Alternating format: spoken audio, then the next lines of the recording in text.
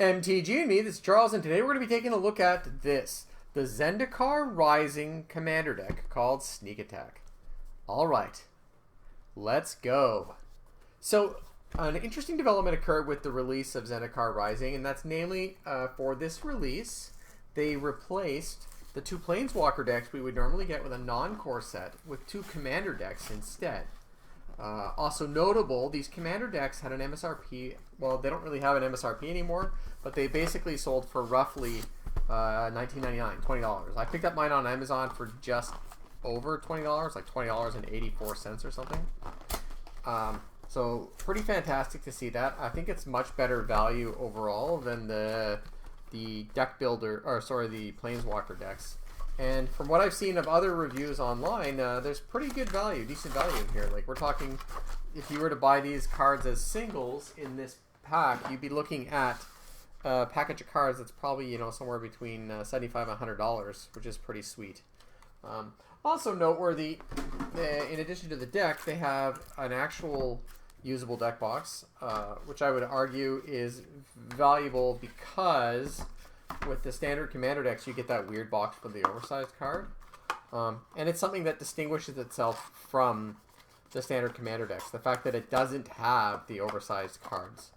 Other notable changes for these commander decks is that there are only 3 new cards in the deck versus somewhere between, you know, like 15 and 18 in previous versions of Commander.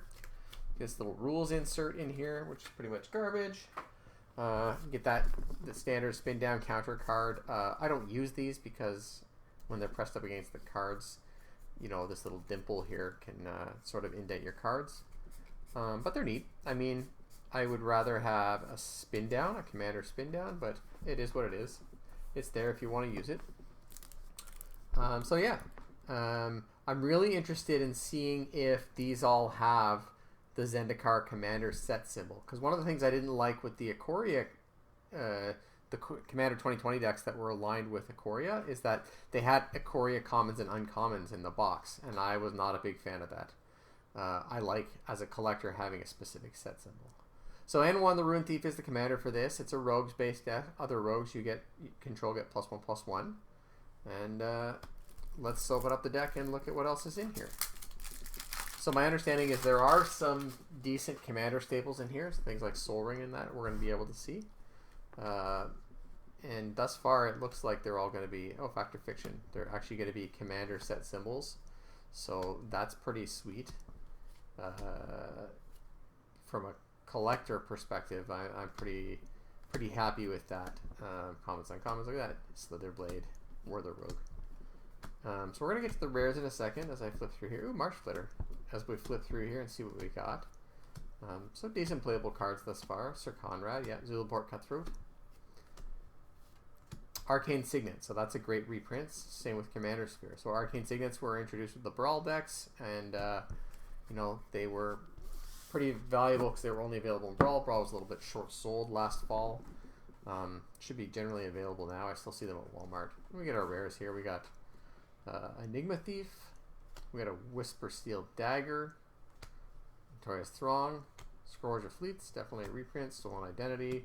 Faded Return. Gaunty. In Garrick's Wake. Necromantic Selection. Night Howler.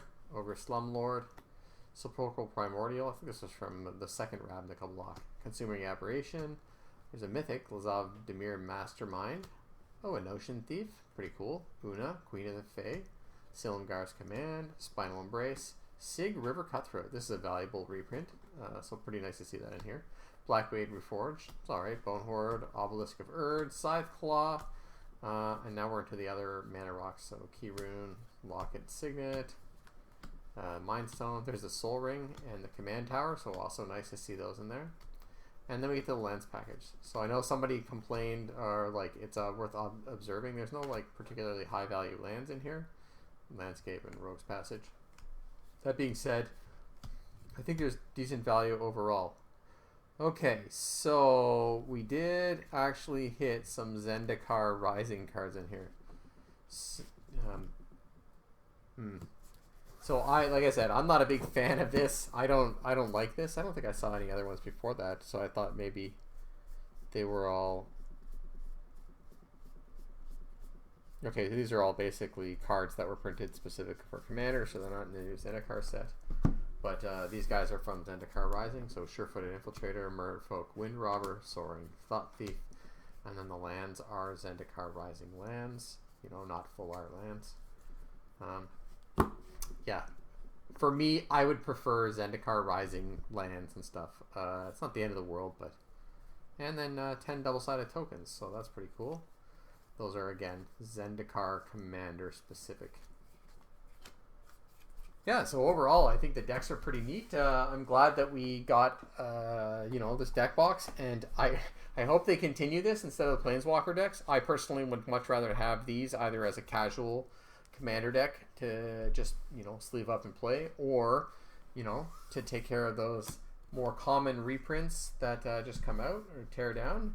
And $20, I think it's definitely worthwhile. So yeah, thanks for liking, commenting, and subscribing, and as always, thanks for watching.